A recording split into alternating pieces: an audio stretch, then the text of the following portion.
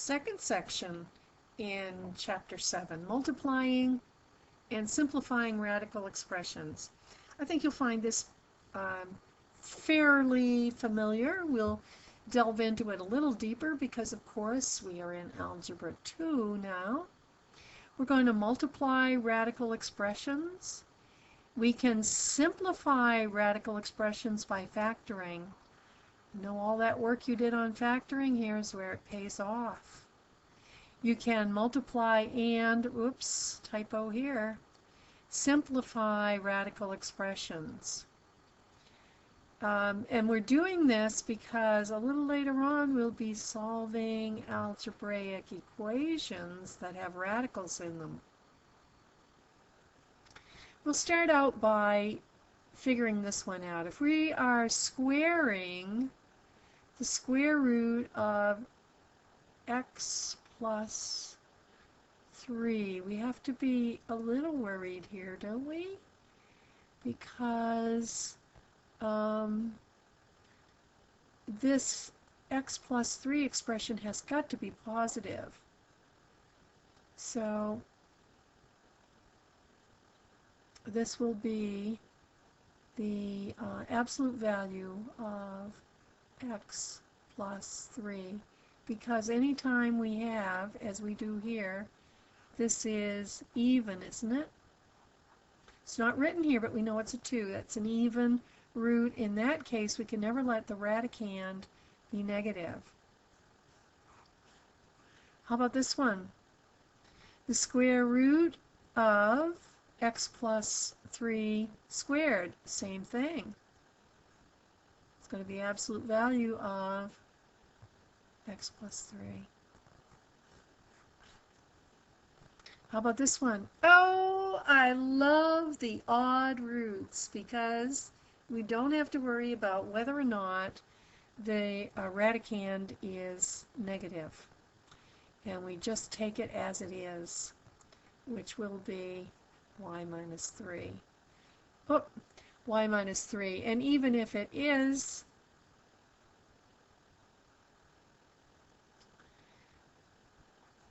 negative, that's okay because we had an odd root.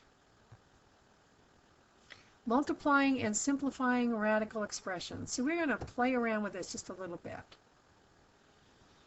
The square root of 4 times the square root of 25. Now, they're both square roots. They both have the same index of 2, which means I can express this as the square root of 4 times the square root of 25. I couldn't do that combining if it weren't for the fact that we have the same root here. And that's the same as the square root of, that's right, 100, and we know what that is. And it appears we're looking for the positive, right? So that's going to be a positive 10. We're just looking for the principal square root this time. Here they're both factors are root 3, which means we can multiply those together. 27 times 8. I'm going to have to do, you've got your calculator handy probably. I'm just going to have to do it out here. And that's going to be carry 5 onto 16. Did I get that right?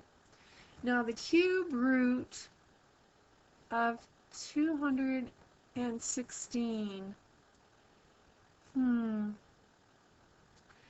Well, I know that 4 cubed is 64. That's not big enough. 5 cubed wouldn't, well, why don't I write it out? 5 cubed would be 5 times 25, or 125, so that won't do it. 6 cubed would be 6 times 36.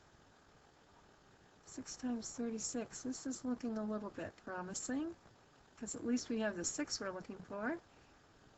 And you carry, oh, that's it. Yeah, 216. Okay, so this is the cube root of 216, which we know is 6. Let's look down here at the general equation. If we have the same index, and here we do, then we can take the individual radicands and put them together to make a product. And you can see that that can be very helpful here.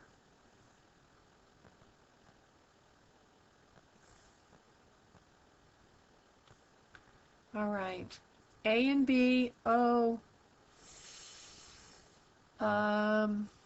why do we have to say that they are non-negative numbers? Why don't we just say they're positive numbers? What's the difference between positive and non-negative?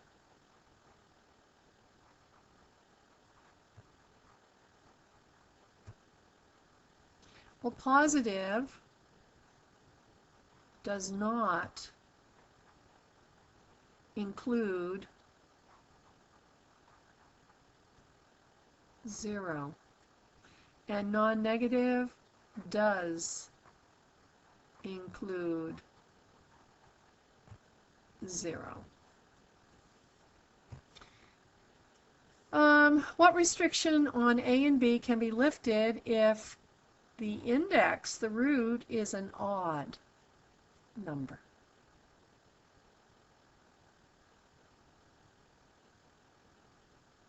Then we don't care. We can allow negative numbers, negative radicands,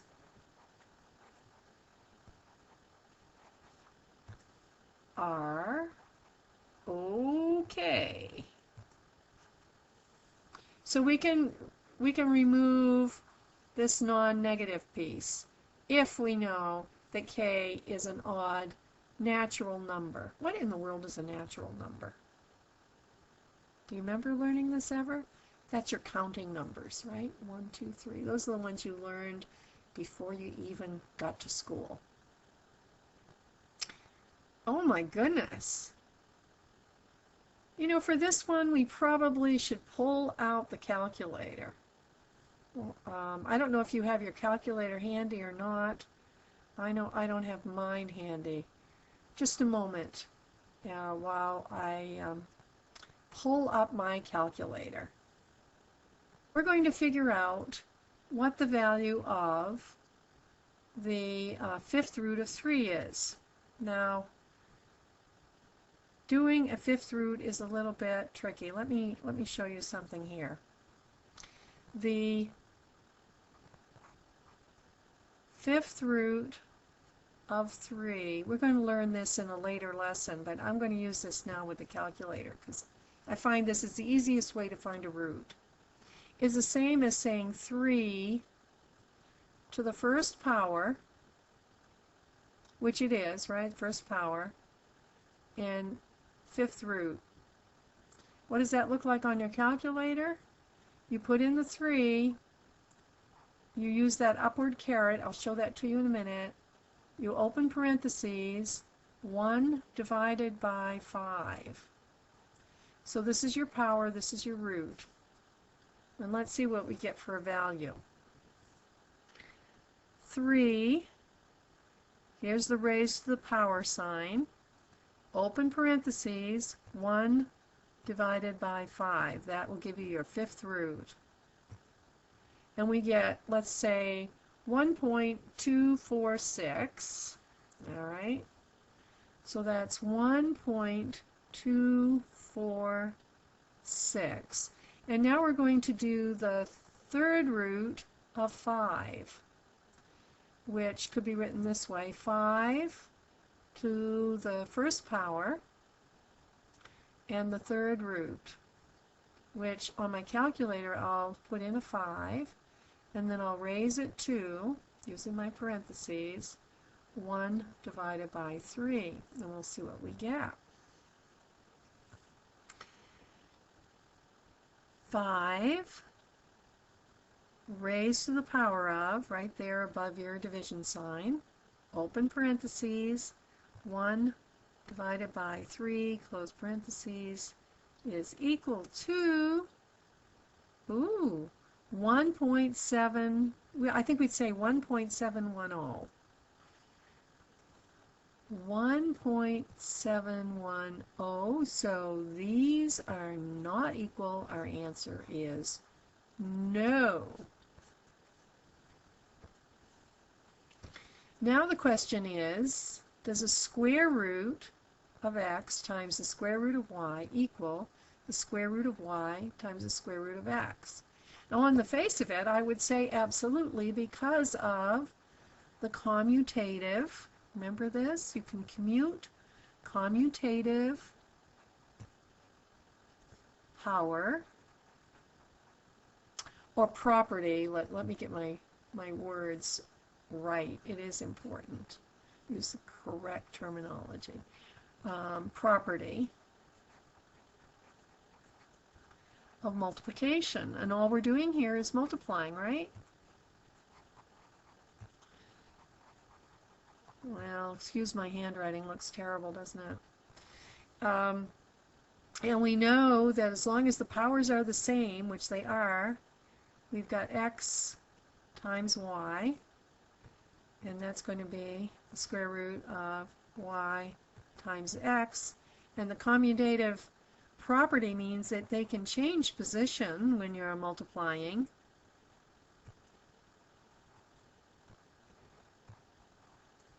That's an equals. And they're under the radicand. By the way, this is important to me. Make sure you extend your radicand, your radical sign over the entire radicand. Otherwise, I will assume that you don't mean it to be over the whole thing. Multiply and simplify these. Interesting. Okay, these both are square root, which means I can put the whole thing underneath here. But I better be careful about how I do it, because I'm talking about a binomial times a binomial. We've seen this before. This looks familiar from a previous chapter. What do we call this when we have two binomials that have the same first term, the same last term, and the only difference is one is a sum and the other a difference?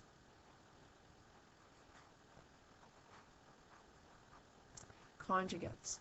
And when you multiply conjugates together, what do you get? A difference of squares. Thank you very much. So we'll have a square minus b square. Now some of you are going to be tempted at this point to do the wrong thing, because you see the square here and you see the square here and you think the square root of a square. This has got a negative.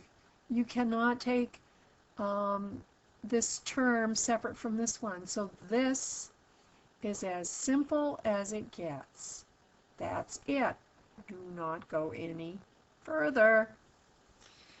How about this one? Now we've got cube roots. So we can combine those. 3 to the second power times 3 to the first power. And what do we know? We're just looking inside at the radicand at the moment. What do we know we can do when we have the same base? Same base, 3. We add, right? We add the exponent, so that's the same as 3 to the third power. We're taking the cube root of a third power. It's going to be 3. That one was easy. Oh my goodness, this one doesn't look so easy. But we've got the same root. So that means I can multiply these together underneath the radicand, and that is going to help us out tremendously. So 4 times 7, 4 over 7 times 7 over 4. Now do you see a nice simplification we can do right in here? That's the same as 28 over 28, or 1. We're taking the 5th root of 1, and what do we know about 1? We know it's lovely. That's what we know. Before simplifying this expression, what assumptions must we make? Do we have to make any assumptions? If it were, you know, we actually don't. If this had been the square root of x squared, we'd have to do this. But that would be a silly thing to do here, because this is equal to the square root of x squared, which means we're talking about x squared as our answer, and there's no way we care whether or not x is negative or not. We don't care, because if it is, the answer is squared anyway. So we don't have to make any. None. X can be negative. We don't care. Before simplifying a 4th root of a number, what assumptions? Oh, that's a different question. The 4th root of a number. Then we have to assume our radicand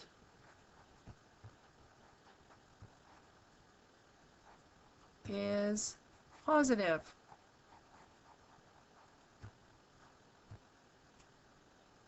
But I guess we'd know that, wouldn't we? We'd see what the number was. Before simplifying a 3rd root of a number, what assumptions must be made? And here we don't have to worry about it.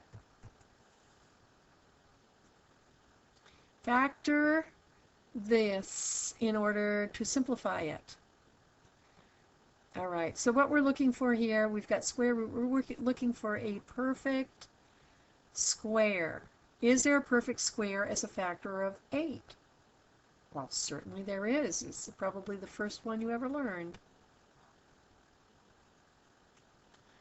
So I skipped a step, didn't I? I probably should have done this first. 4 times 2, which then equals the square root of 4 times the square root of 2. And the square root of 4 is? Very good. There you have it. Oh my goodness. Yikes. The 4th root of 162. So we're looking for we're looking for a perfect power of 4. Yikes. All right, let's always start with 2. 2 to the 4th power is 16, isn't it? Well, 16 is not going to go into that evenly. All right, so it's not 2. 3 to the 4th power. That's going to be the same as 9 times 9, right? Or 81. Oh, that's very promising. Let's try it. So we're talking about the 4th root of 81. See, we're factoring this times 2, which we can write as the 4th root of 81 times the 4th root of 2. We can't do anything with this, but we certainly can do something here, because the 4th root of 81 And we know we're only looking for the positive, right? Positive. That's going to be 3, right? Times the 4th root of 2. There's our answer. All of these are looking for positive roots. I guess that makes it a little bit easier.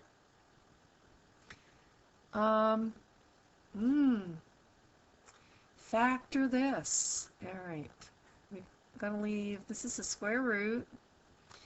The thing that we have in common here is a 3.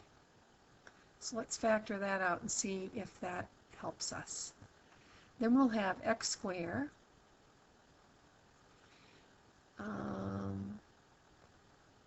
plus 6, right? 6x plus 9. Oh, nice. Because this is a perfect square trinomial.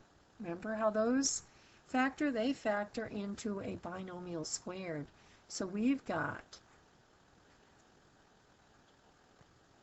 this situation. X plus 3. Now there is a little wrinkle here. I mean squared, right? Okay, that's rather important. We don't know what x is, and so this whole expression could be negative. So to get the correct answer, we have got to do this. The square root of 3 times the absolute value of x plus 3.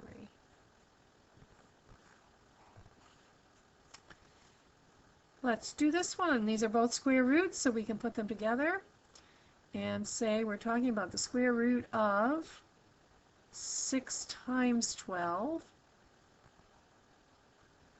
What is the square root? That would be the square root of 72. And then we ask ourselves, do we have any perfect squares in 72? Let's think of the perfect squares that we know. We've got 2 square equals 4. 3 square equals 9. Well, that's in there. 4 square equals 16. 16 go into that evenly?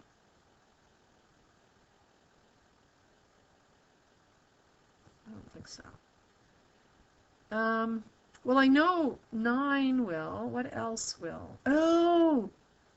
6 square. 36. That'll go in evenly, right? So I can write this now as the square root of 36 times the square root of 2.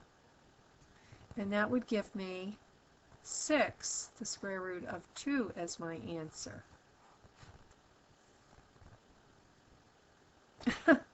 This one's getting a little more complicated, right? Because I have this. I have to multiply those together first. Let's do it. 5 times 7 gives me 35. Okay, so I combine those. Now, both of these are 4th roots, so I can say the 4th root of 12 times 108. This seems like a ridiculously large. All right, I'm pulling over my calculator for this. 12, oh, I'm going to turn it on. 12 times 108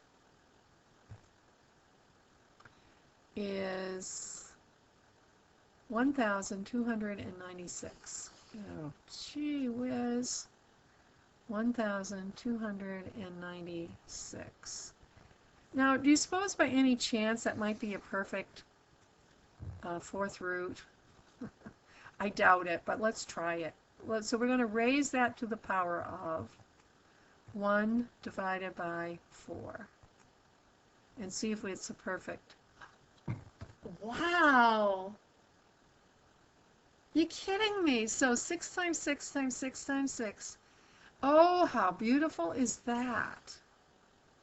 All right, so this whole thing is equal to 6. So we've got 35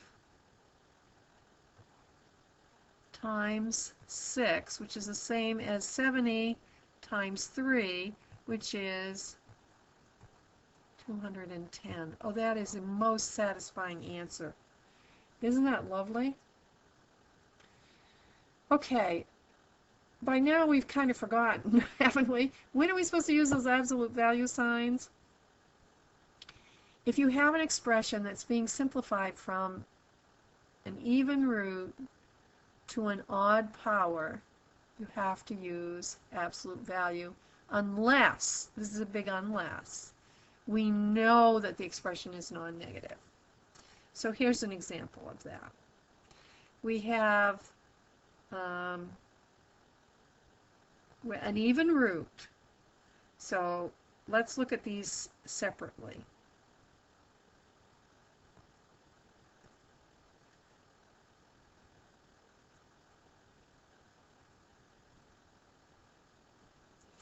Okay, from an even root to an odd power. Well, we're not going to do, I suppose, square root of 12. That could be simplified because that's the same as the square root of 4 times the square root of 3, which would be 2, the square root of 3. All right, so I'm working with that one. And there's nothing much I can do about the square root of a, but let's see, the square root of b squared times the square root of b, we can do something about that. We'll end up with the square root of b, and the absolute value of b, because it's gone from b squared to b to the first power, so that's an odd power, and it was an even root. And this is clearly going from an even root to an odd power, so that's going to be C. So when I simplify this whole thing to all these square roots can be combined, can't they? So let's do that. To the square root of 3ab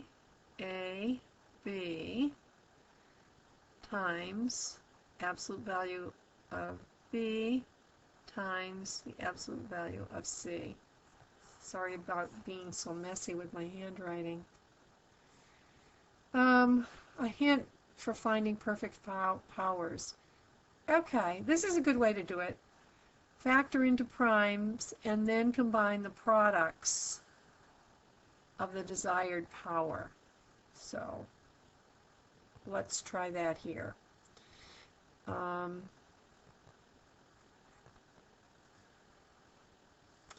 16 times 4, of course. Whoops, don't forget your index. I'm apt to do it. You probably will forget it once in a while yourself. That's not good. 64. And then we've got a to the 7th.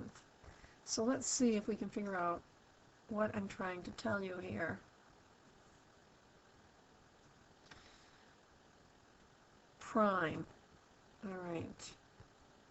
So it's still going to be under this radical sign with an index of 5. But what are my prime numbers here? I've got 2 times 2 times 2. I'm up to 8. Times 2, I'm up to 16 times 2. Am I up to 64 yet? No, up to 32 times 2. And then I've got A times A times A. There's too many of these. I can't fit them all in. Oh, I wanted to make a B. What is the matter with me? I guess I just... Do you notice that sometimes if something is boring enough, your mind just tries to make it a little more interesting? I used to be an industrial engineer, and that was one of the things you had to watch out for. If a job is really boring, your mind will defeat you because you can't stand it. You can't stand that kind of boredom. So then combine into products of the desired power. The desired power is 5 because they're taking fifth root, right?